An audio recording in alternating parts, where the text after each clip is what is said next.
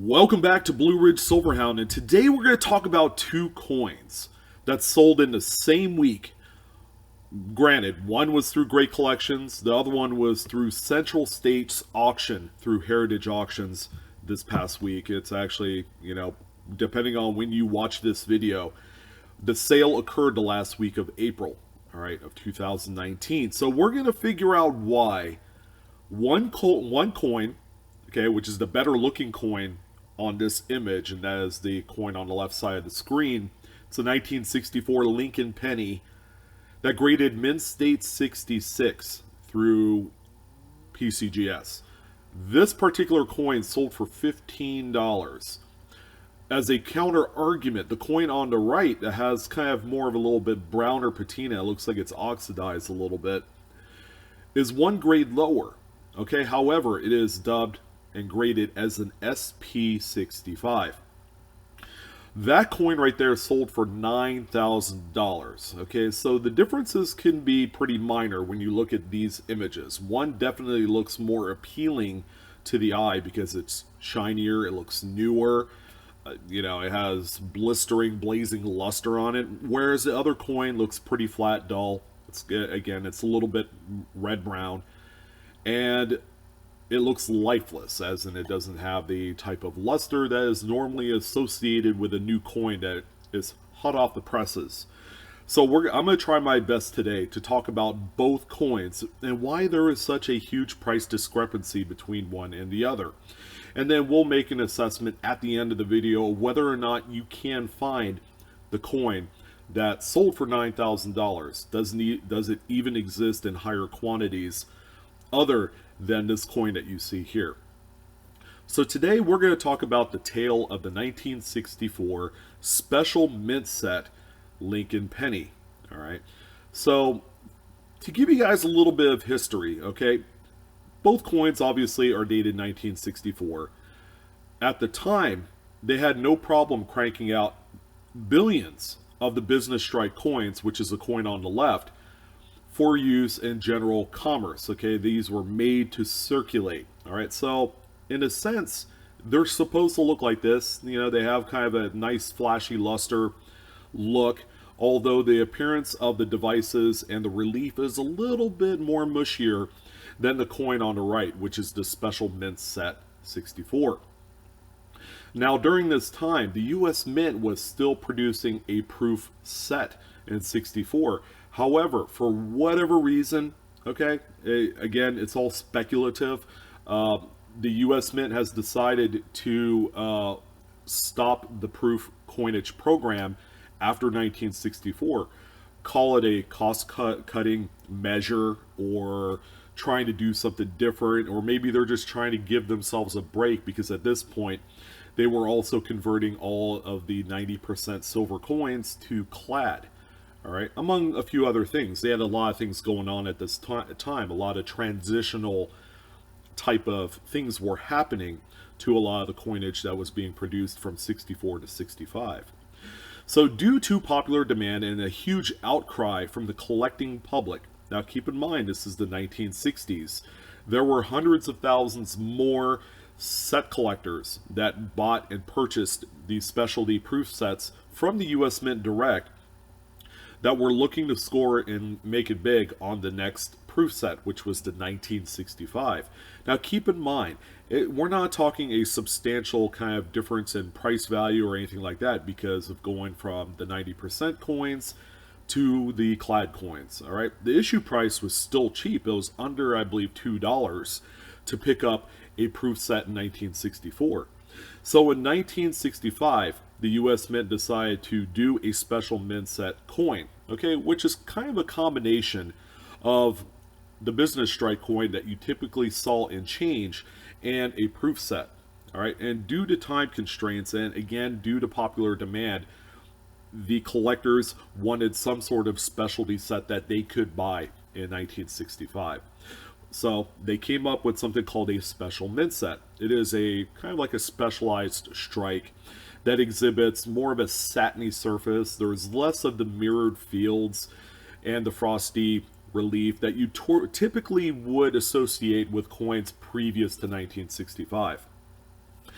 So here we are coming up toward the end of the 1964 year, and the U.S. Mint needed to find out how these special mint set coins were going to look. Okay, the only reason why that these 64 special mint prototypes even existed was as a result of the upcoming special mint sets in 65. They needed to produce a few coins, some test trial strikes or what have you, to see how the pressurization would fare for those machines at the time.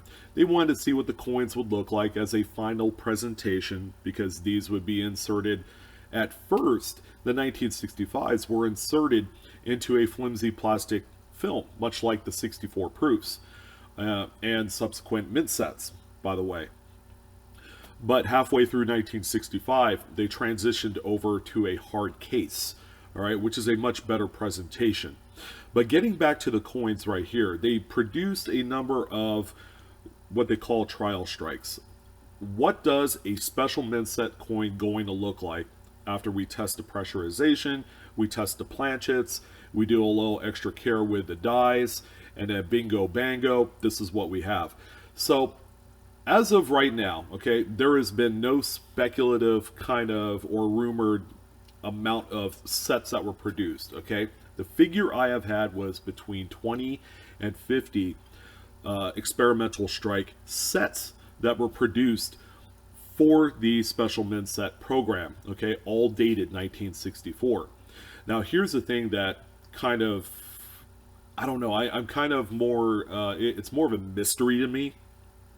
The mint director at the time was Ava Adams, okay? So apparently she ended up with all between 20 and 50 of these special strike 1964 sets, okay? So they were full sets when they were given to her, and she kept them. And they have been in her estate until the early 90s when she passed away. And then the estate eventually got sold off.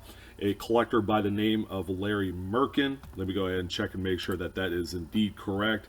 Lester Merkin, okay? Close, but no cigar. Lester Merkin, who is an auctioneer, purchased all of the special mint set coins in her estate, okay? And then they eventually got sold off to Stax Bowers in the early 90s, which included just about every single set of 1964 experimental strikes for the SMS. All right, so according to PCGS's website, the survivability of the amount of sets out there is between 20 and 50. They're extremely scarce. That is one reported rumor as how these were released into today's current marketplace. Second of all, some have speculated, of course, this has not been reputed as such as being the case, but it has been rumored that a few of the sets have been packaged up as proof coins back in 1964.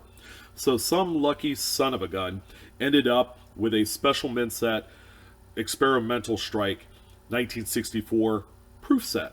Or it's not proof set coins, it's actually experimental strikes. Now that is again a rumor, okay, it's not for sure or for certain that that is the case.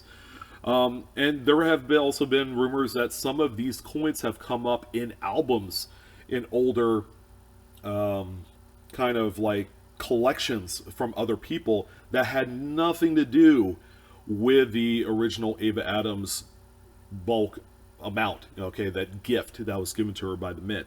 So there are a lot of kind of conflicting stories regarding this coin. All I know is it is an extremely difficult coin to find, bar none.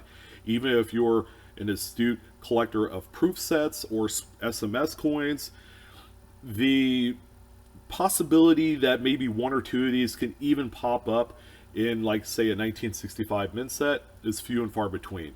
Because, as we know, every time these coins come up for sale, they are generally all available, okay, one set from penny to $50.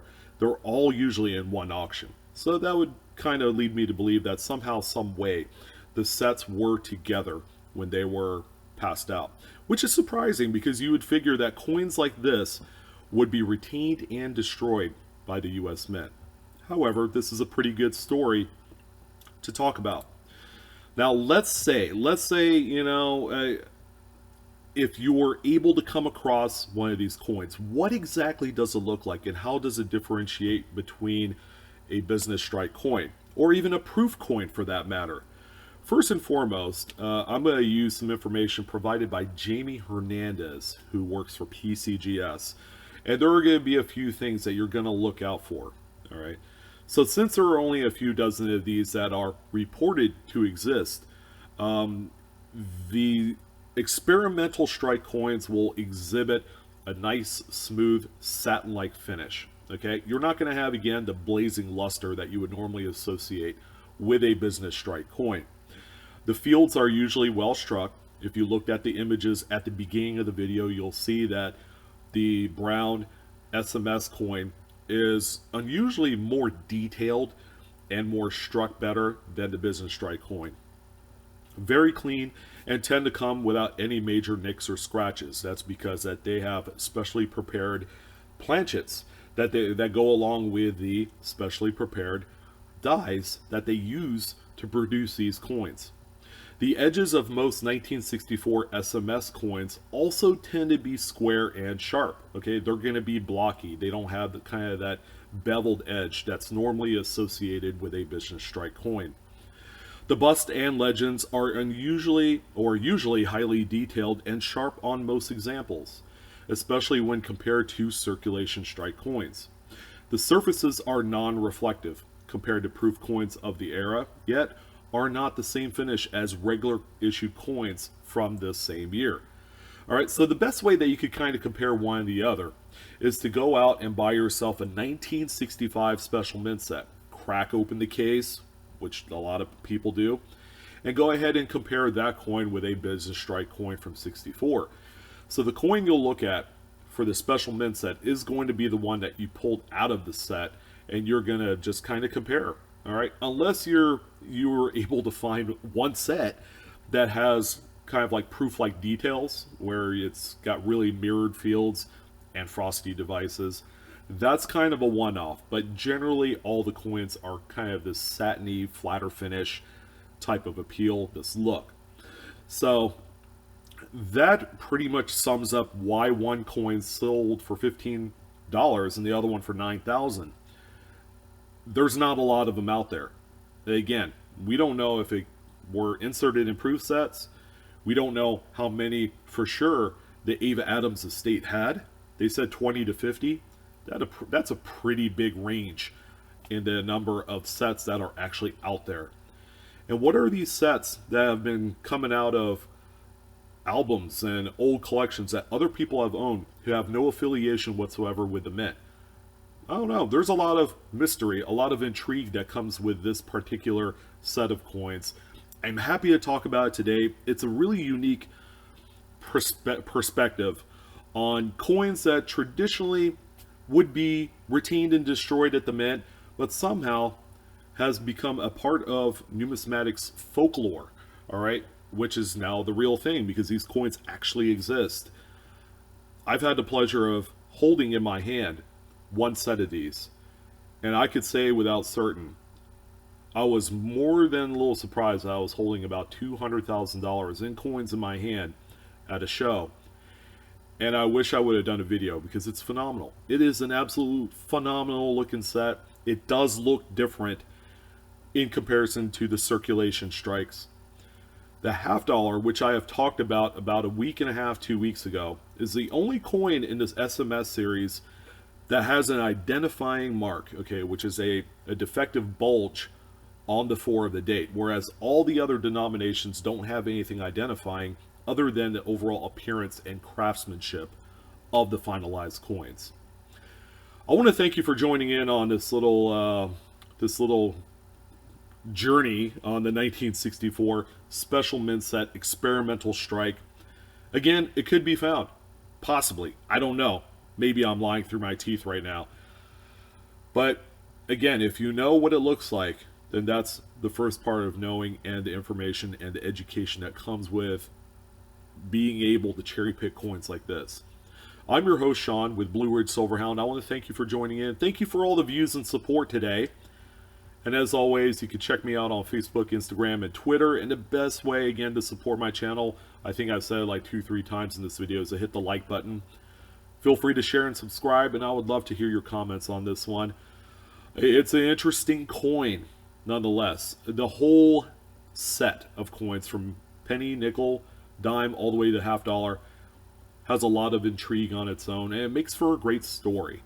So thank you for joining. You guys have a wonderful day, and I'll see you on the next one.